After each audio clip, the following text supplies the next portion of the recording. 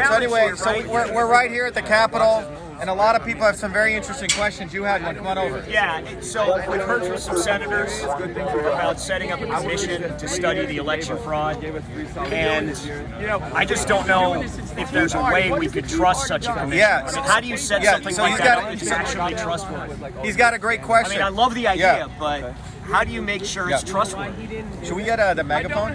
See the guy with the megaphone.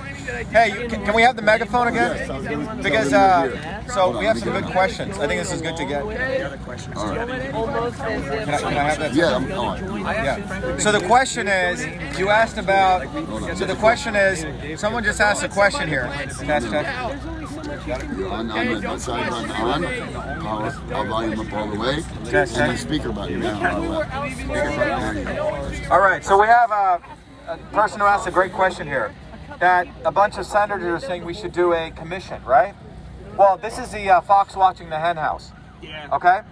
These senators, for a long, long time, they know these features have been going on. The real issue in the United States is the secretaries of state. Remember, we're a republic, right? We have a bunch of different 50 states. In those states are people called secretaries of state. They're the ones who certify the electronic voting machines. And that's what they're supposed to do. The secretaries of state belong to an organization called the National Association of State Election Directors. That organization is part of it. They're nonprofit. It's fascinating. Part of an organization called Democracy Works. You can look it up. Funded by the Murdochs and the Rockefellers, etc. A sister organization is called the Center for Election Innovation Research, which in September got $50 million in funding from Mark Zuckerberg. Okay? All this is public. And the reason they got that funding was to centralize tabulation of votes.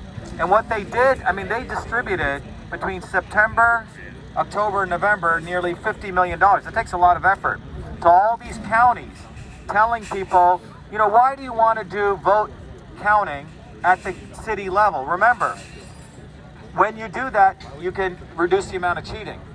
They want to centralize vote tabulation because you can flip the switch faster and easier and better. So the issue is, how do we solve this problem? My view is we need to go back to paper ballots. On election day should be an amazing holiday, bigger than Christmas. Everyone in their community should participate in the election process. Young kids should count the votes. The votes should be counted in the precinct, tabulated, counted, and reported at that day and published. Paper ballots. Paper ballots. Hand-counted paper ballots. Look, I'm a technologist. It's hard for me to say we should go back to paper, but when you have technology in the hands of a few, it's too dangerous. We need to distribute it to the many and go back to paper. Some technology should go back to paper, right? That's what we need to do. That's the real solution to this. We need to go back to paper, electioneering, hand-counted, reported at the local precincts, like the old town criers. Voter ID. And voter IDs, period. It's actually a very simple problem. Very simple solution, I mean. So I think everybody here knows that. So let me tell you how we affect this. Right. We need to go back to local. We need to go to your local town and say, you know what, I don't want those electronic voting machines in my precinct. I want paper hand-counted ballots. And I want my son to be there watching it being counted. I want my daughter to watch it. Let's make Election Day a community civic event. That's the way we solve this. We're not going to solve this by these guys. These guys have no interest in solving it. They're all part of it. They're all part of it, guys. They have no interest. I mean, is period. there any way to get a national conversation going? Like, It's not. No, what we need to do is we need to go decentralized. Right. It's easier. We need to go local. Go. Here's the thing. I appreciate what you do. Can't I just ask Yeah. you a question? She has a question. hold Yep. on. The local problem, the fact that it was local was the issue. I mean, you had Democrat governors that were rigging the entire system. Yes. And cities like No. Detroit. So here, Detroit. on a local level, there's something that everyone can do here if you want in your local communities. Go to your local communities, into your town, and issue a FOIA. It's up on my website. You can go ask for 2 documents. One is called a participating voters list. They're by law supposed to give it to you. It's all the people who actually voted, a list. They'll give it to you in an Excel spreadsheet or paper. And then find the number of people actually voted. In every town we looked at the local level, there's more votes than voters. Go do that in your town. And then go ask your town, what are you doing? Make people accountable at the town level. It's called the participating voter. They have a literal... See, the problem is that we have the evidence. I mean, I was a lawyer for Trump in Michigan, in Detroit, and I did affidavits for people, and I saw the whole thing. I was in front of Cobo Hall and everything. So I mean, I was there. So I don't see, if you have evidence and it's ignored, it won't make a difference. Well, you bring up a big point, okay?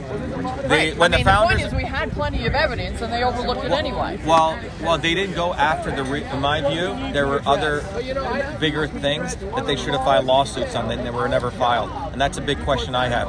The other interesting thing is file lawsuits. They didn't file the right lawsuits. They didn't file the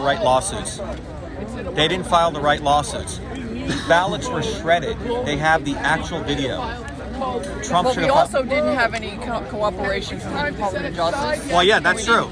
Yes, you're absolutely right. So, that too. Well, what's happened is when the founders founded America, they set up the executive branch reasonably well, the legislative branch reasonably well, but the the judiciary, because many of them were lawyers, is still in the 15th century. Sorry to say, I know you're a lawyer, okay? But a friend of mine said it very accurately. When you walk into a courtroom in the United States, you're going back to the 1500s.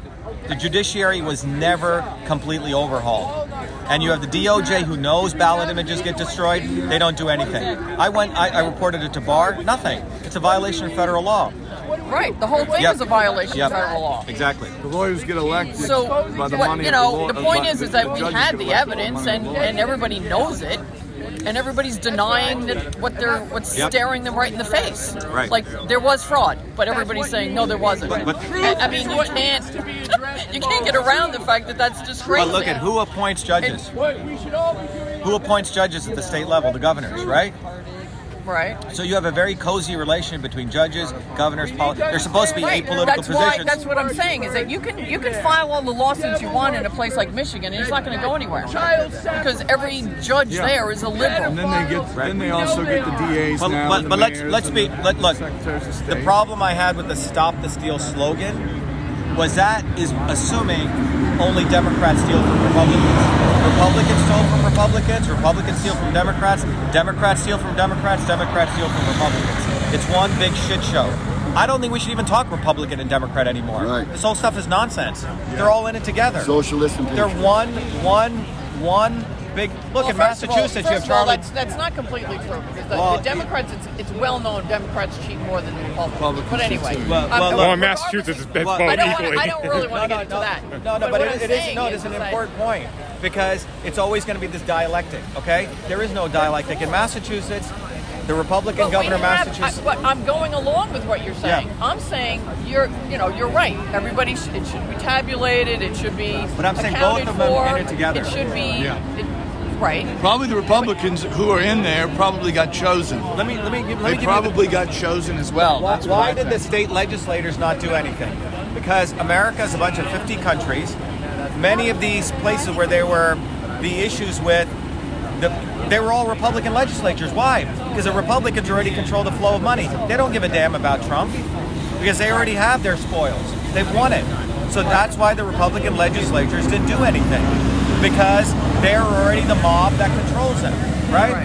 So in America, the legislatures, if you control the legislature in Massachusetts or Michigan, you control the flow of money. So they're willing to throw Trump under the bus to help Biden because they already control the legislatures. So we got to walk away from this Republican-Democrat dialectic. They're all one bunch of scumbags. All of them. Well, that's true. Yeah. That's true. After yesterday, that's true. We need to build it. What needs to happen is, you see working people here? Bottoms up. Bottoms up. You need to, what I'm saying, before you even run for politics, we need to start enlightening people on some principles. Just like you do in physics. You can't build a bridge unless you understand Newton's equation. You can't fly a plane unless you understand Bernoulli's principles. You're not going to make any social change. And there are certain principles of politics. One of those principles is that you have to build a bottoms-up movement. Number two principle is there's a relationship between freedom the pursuit of truth and health. The freedom movement has been all the 1A and 2A people, the yoga people who think they're into health, and then the innovators in truth. All those three movements need to intersect. Because without freedom, you can't do science to get to truth. Truth is completely compromised. All of academia today is the oldest profession. No You pay them freedom, no enough, truth. okay, everyone needs to take vaccines. You pay them enough, yes, climate change is occurring. I know this from MIT. Most of those people are mediocre. A massive shift took place in the 1970s when the Mansfield Amendment was passed. We don't really have great science anymore. It's pay-to-play science. Right. That's what's happened, and so you suppress truth, you suppress freedom, so you don't have scientific method, you have scientific consensus. Because they all rely on the government for funding. Exactly, Yeah. and that wasn't the That's case the in the problem. in the 40s. That's the Science was problem. much more entrepreneurial. Yeah. They ran contests, Right, exactly the best right. rose. Now Exactly NIH and NSF, this fucking guy Fauci, he's a complete scumbag. He's not a great scientist. Right. He has built his entire career on germs causing everything. Okay. Medical grifter. Well, HIV causes AIDS, complete nonsense, okay? We have 380 trillion viruses in our body. You have 60 trillion bacteria, only 6 trillion cells. It's about boosting the immune system. Vitamin D3, vitamin C, vitamin A. These things are potent medicines. We don't talk about that. It's about vaccines, vaccines, vaccines. Why?